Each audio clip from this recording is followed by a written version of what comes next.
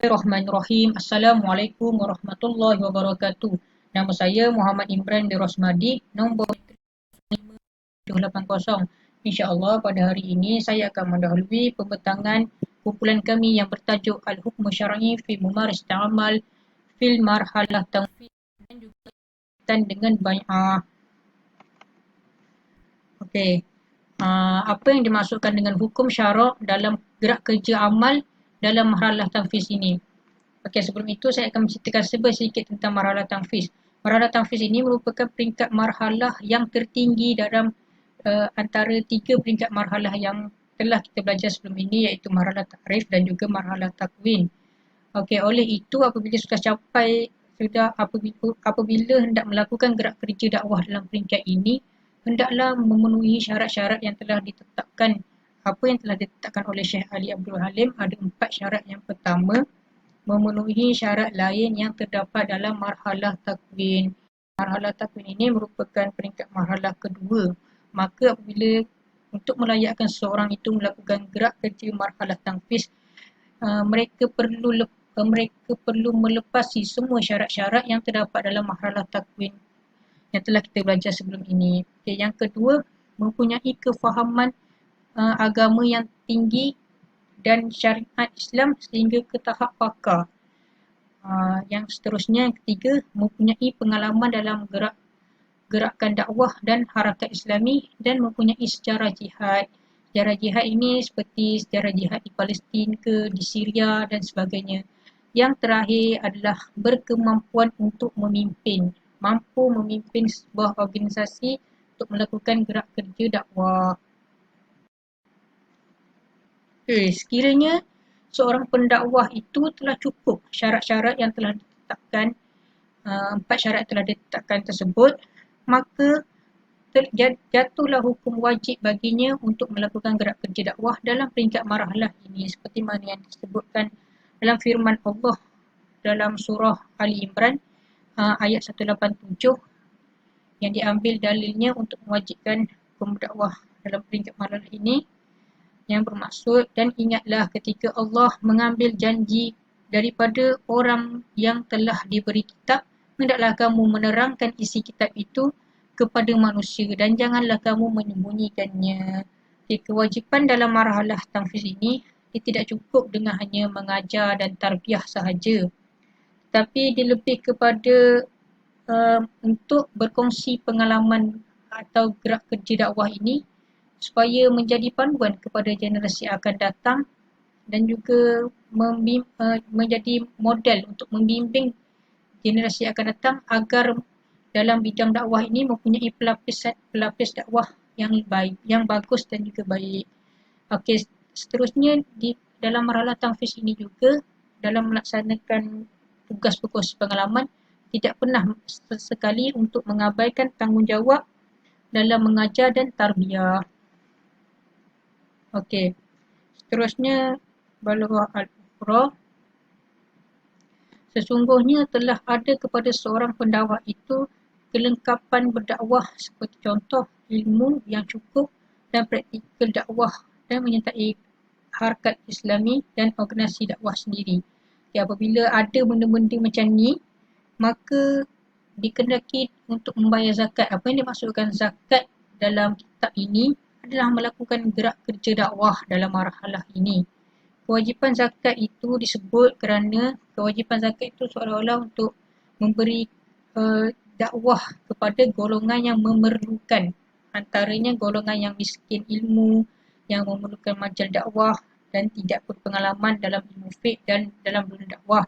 Oleh itu, golongan yang berkemampuan ini yang mampu untuk melakukan gerak kerja dalam marhalah tanfiz ini, hendaklah melakukan gerak kerja dan dia dipanggil sebagai membayar zakat dalam tulisan Syekh Ali Abdul Halim ini.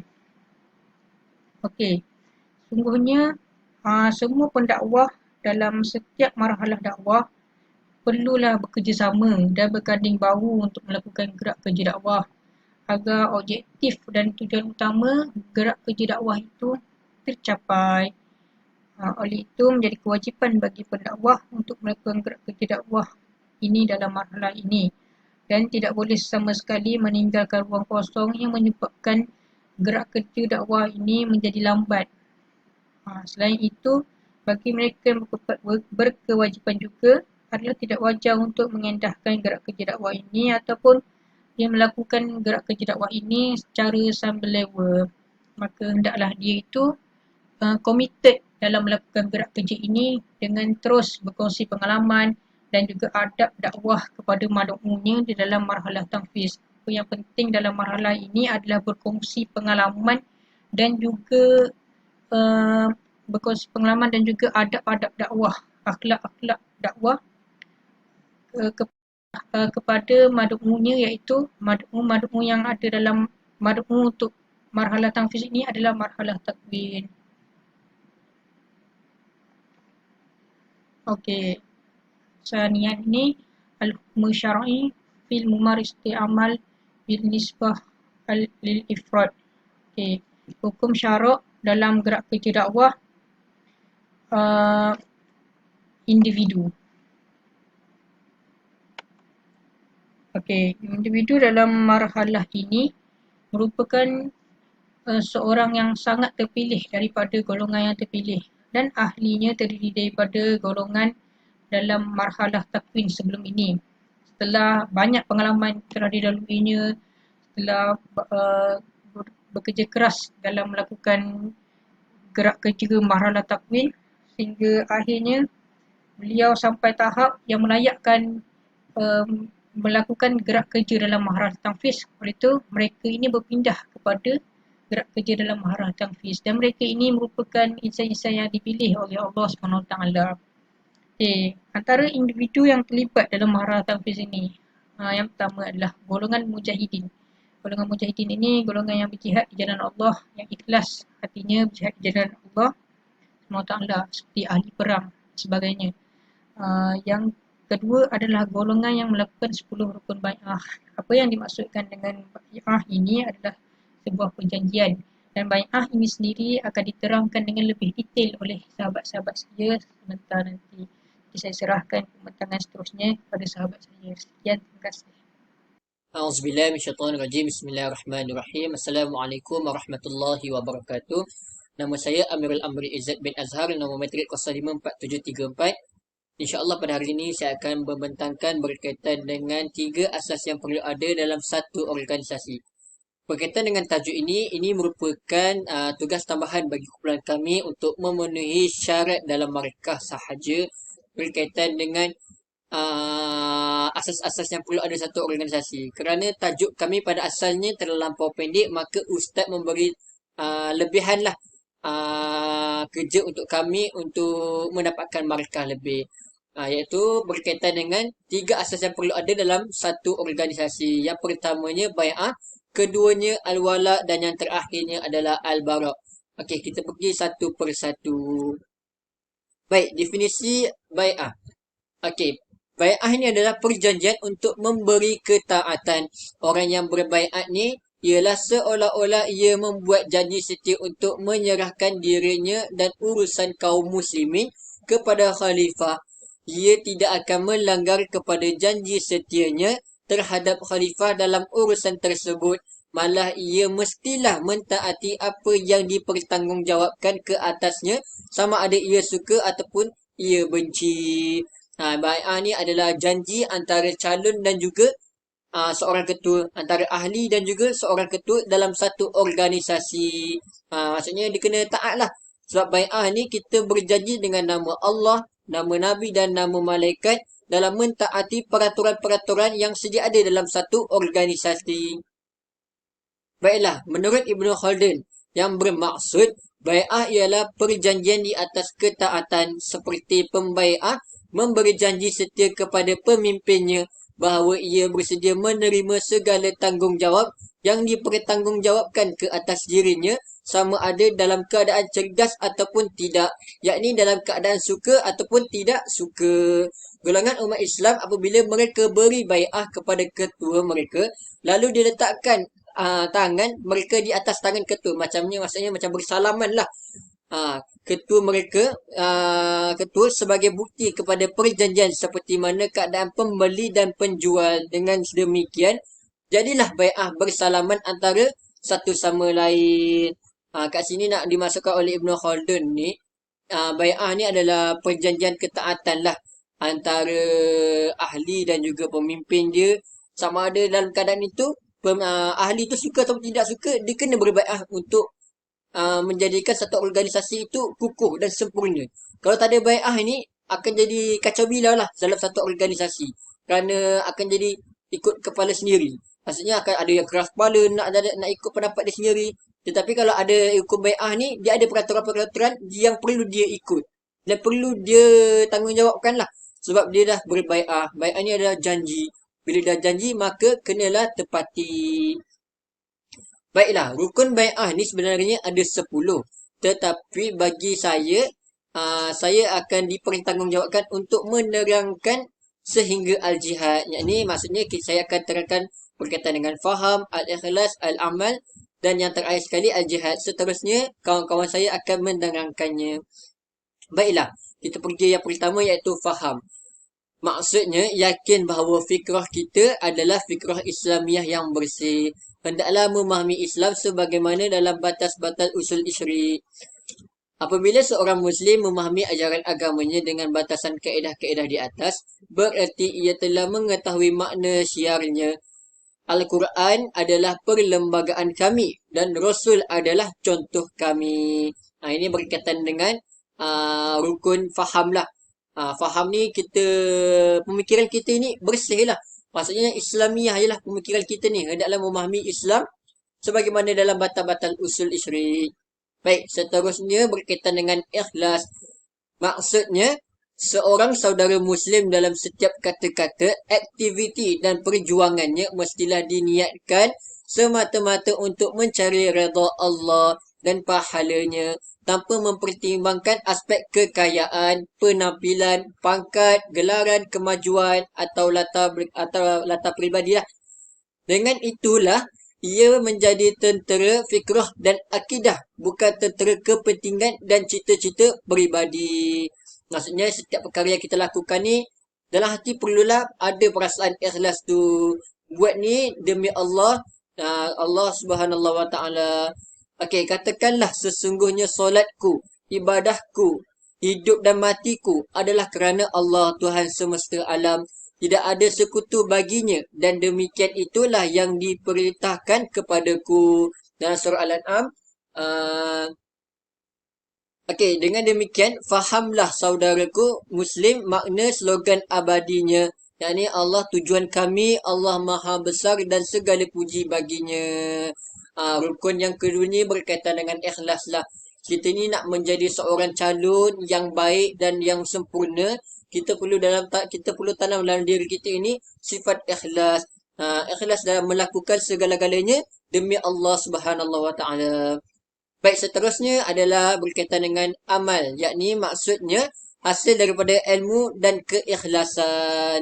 Bila dah ada ilmu dan keikhlasan, maka kita beramal. Dan katakanlah, bekerjalah kamu, maka Allah dan Rasulnya serta orang-orang mukmin akan melihat pekerjaan itu.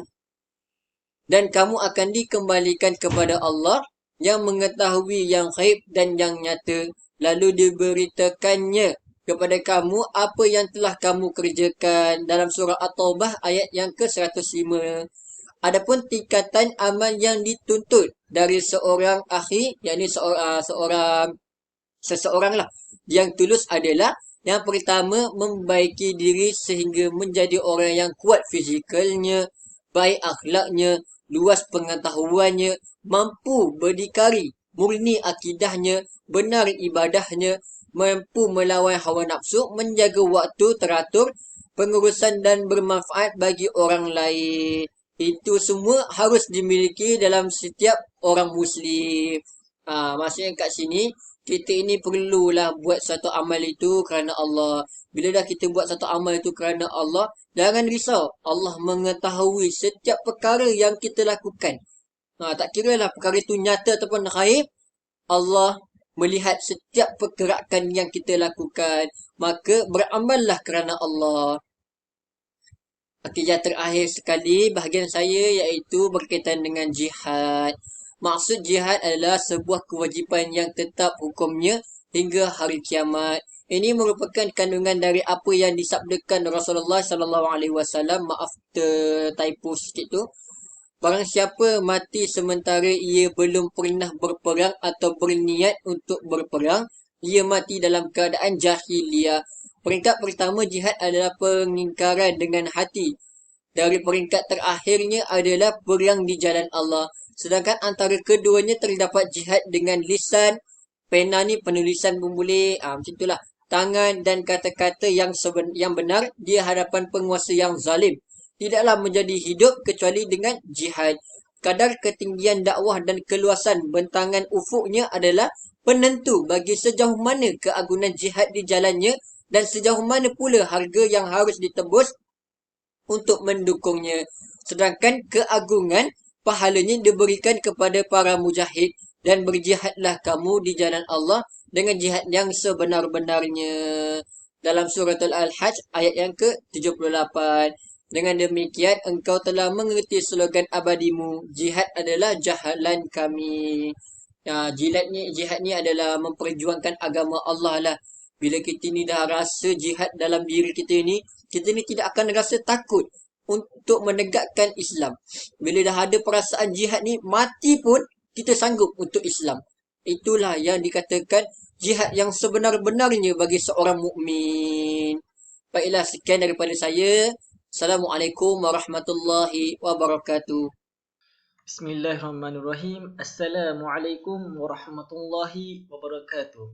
Nama saya Muhammad Kashfi Akif bin Muhammad Azmi, nombor matrik 054858. Jadi saya akan menyambung tentang rukun 10 bai'ah.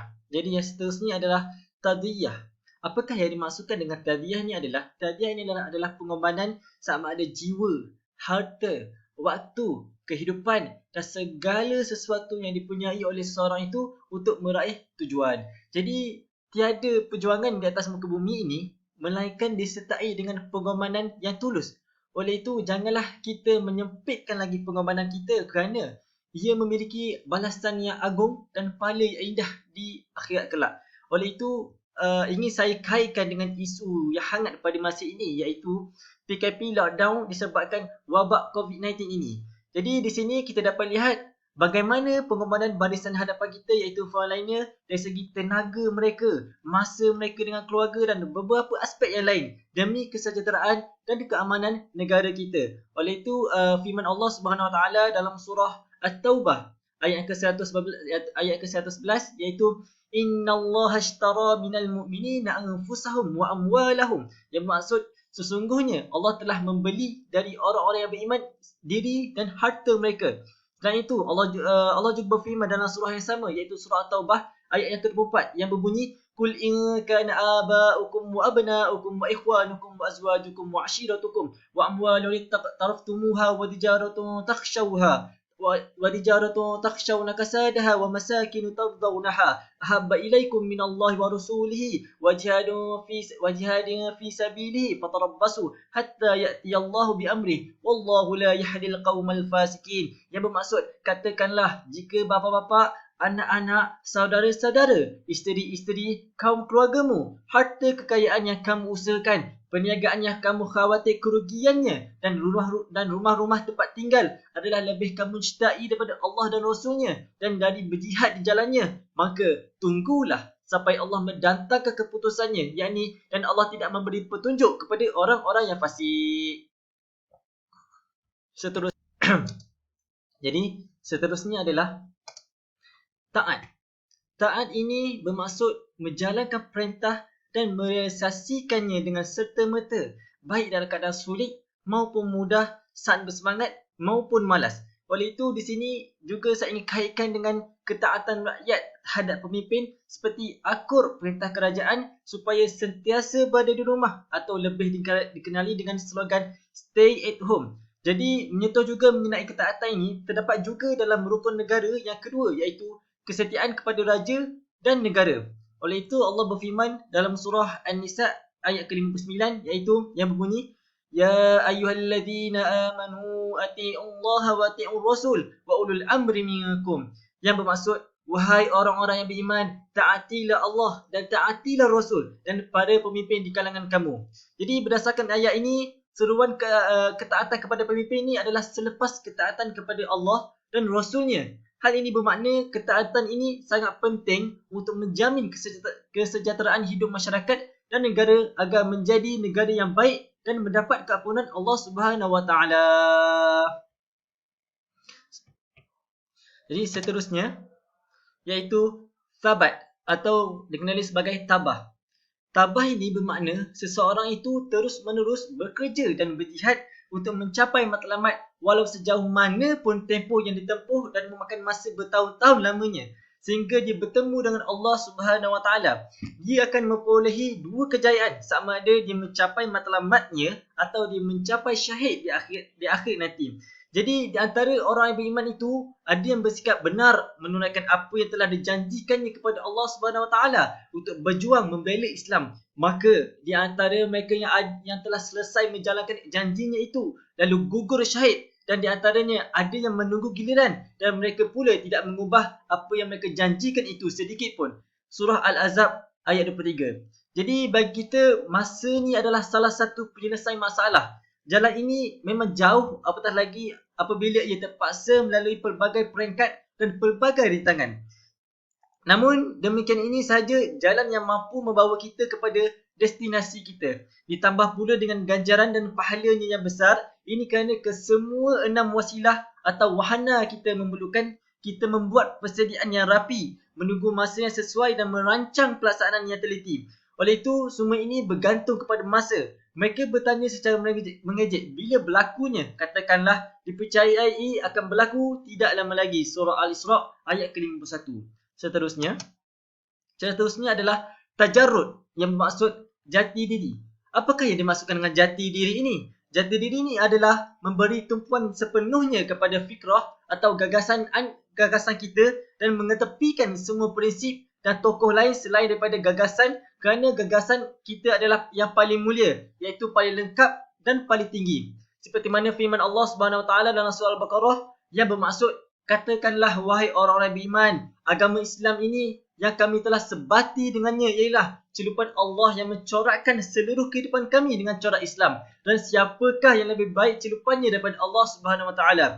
Sesungguhnya adalah bagi kamu pada bawaan Nabi Ibrahim AS dan pengikut-pengikutnya contoh ikutan yang baik semasa mereka berkata kepada kaumnya yang kufur atau ingkar, sesungguhnya kami berlepas diri daripada kamu dan daripada apa yang kamu sembah yang lain daripada Allah Subhanahu Wa Taala. Kami kufur, ingkarkan segala penyembahan kamu. Dan dengan ini nyatakanlah perasaan pemusuhan dan kebencian di antara kami dengan kamu selama-lamanya, sehingga kamu menyembah Allah Subhanahu Wa Taala semata-mata. Dalam surah Al-Mumtahanah ayat yang keempat. Seterusnya adalah ukhuwah.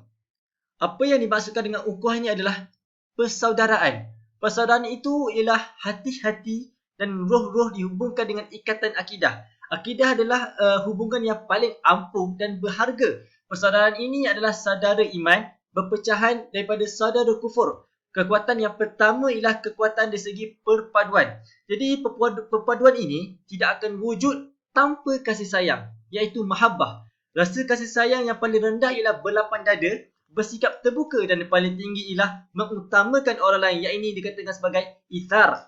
Jadi dalam surah Al-Hajj, firman Allah Subhanahu Wa Taala yang bermaksud, dan ingatlah sesiapa yang menjaga serta memelihara dirinya daripada dipengaruhi oleh tabiat bakhilnya, maka merekalah orang-orang yang berjaya. Saudara yang jujur akan merasakan saudara-saudaranya lebih utama dari dirinya sendiri kerana segala hidupnya bersama mereka. Sedangkan mereka ini jika tidak bersamanya akan bersama dengan orang lain. Jadi yang terakhir adalah fiqh, yang bermaksud kepercayaan. Ini boleh dikaitkan dengan seperti seorang tentera menaruh kepercayaan penuh kepada kewibawaan dan keikhlasan pemimpin hingga ke tahap lahir rasa kasih, menyanjung tinggi, hormat dan taat. Seperti mana firman Allah Subhanahu Wa Taala dalam surah An-Nisa yang bermaksud, maka demi Tuhanmu, wahai Muhammad, mereka tidak disifatkan beriman sehingga mereka menjadikan engkau hakim dalam mana-mana perselisihan yang timbul di antara mereka. Kemudian mereka pula tidak merasa di hati mereka ini sesuatu keberatan dari apa yang engkau hukumkan dan mereka menerima keputusan itu dengan sepenuhnya.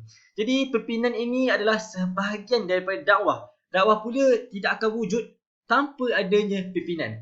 Jadi sejauh mana wujudnya hubungan saling percaya mempercayai ini antara pimpinan dan tentera ini akan menentukan kekuatan sistem sesebuah jemaah ini, kekemasan strateginya, kejayaan untuk mencapai matlamat dan sejauh mana ia mampu mengatasi segala rintangan dan cabaran. Jadi sekadar itu daripada saya. Assalamualaikum warahmatullahi wabarakatuh. أعوذ بالله من الشيطان الرجيم بسم الله الرحمن الرحيم Assalamualaikum warahmatullahi wabarakatuh. Nama saya Abdul Hadi bin Amar, nama matrik pasal 54888. InsyaAllah pada hari ini saya akan menyambung perbincangan daripada sahabat saya seperti tadi, iaitu dalil-dalil pensyariatan bai'at.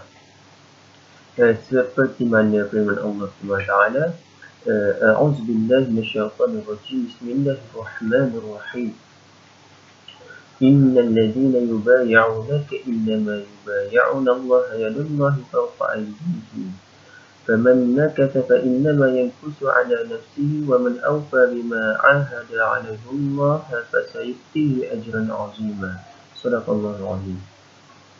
Maksudnya sesungguhnya orang-orang yang memberi pengakuan ta'astir kepadamu wahai Muhammad untuk berjuang menentang musuh, mereka hanya memberikan pengakuan ta'astir kepada Allah SWT. Allah mengawasi keadaan mereka memberikan ta'astir itu untuk membalasnya. Oleh itu, sesiapa yang tidak menyempurnakan janjinya maka bahaya tidak menyempurnakan itu hanya menimpa dirinya. Dan sesiapa yang menyempurnakan apa yang telah dijanjikan kepada Allah SWT, maka Allah Ta'ala akan memberi kepadanya ganjaran pahala yang sangat besar. Jadi jelaslah ayat ini menunjukkan bahawa bai'ah yang diberikan oleh sahabat kepada Rasulullah SAW, hakikat bai'ah kepada Rasul adalah juga memberi bai'ah kepada Allah SWT. Seterusnya daripada hadis riwayat An-Nasa'i عن عبادة بن الصامت قال بايعنا رسول الله صلى الله عليه وسلم على السمع والطاعة في عسرنا ويسرنا ومنشطنا ومكارهنا وعلى أن لا ننازع الأمر أهله وعلى أن نقول بالعدل أين كنا لا نخاف في الله لومة لاعب.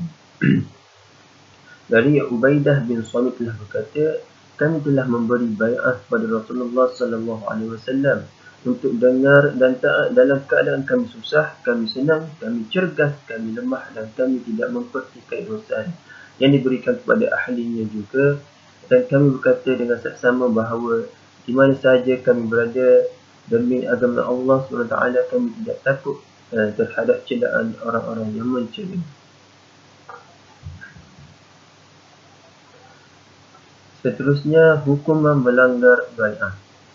Jika melanggar bai'ah, jadi sebab itu isu melanggar bai'ah ini adalah isu yang sangat besar, kerana bai'ah ini adalah pilihan daripada individu itu sendiri, bukan parti atau organisasi yang memaksa untuk seorang itu dia berbai'ah. Sebagai saya datangkan contoh, parti yang mempunyai bai'ah adalah Parti Islam se-Malaysia, iaitu PAS. Bai'ah ada janji setia untuk mereka ini dengan perjuangan Islam, supaya mereka ini tidak tergopoh-gapah, istiqamah dengan perjuangan Islam. Jadi bila ahli atau calon mereka ini berbai'ah dengan PAS, ahli kena akur bai'ah ini kerana janji dia dengan Allah SWT yang paling besar. Ahli atau calon ini mereka menyebut sumpah dengan nama Allah, nama Nabi dan malaikat. Sekiranya mereka mengkhianati apa yang dimanakan, maka mereka ini akan dilaknat oleh Allah SWT. Seterusnya asas-asas bai'ah. Dalam asas-asas bai'ah ni yang pertama ialah kerajaan Islam. Yang pertama, kerajaan Islam ni dia menyampaikan agama Islam ni kepada seluruh ummah dengan menegakkan hujah tentang kebenaran Islam. Selain itu, melaksanakan tuntutan amar ma'ruf nahi munkar. Seterusnya, menghapuskan fitnah daripada muka bumi serta memartabatkan agama Islam dengan mengenepikan segala peraturan-peraturan atau undang-undang yang melanggar syarak. Yang kedua pula, orang yang dilantik menjadi imam ini mestilah mereka itu orang yang beragama Islam. Yang kedua,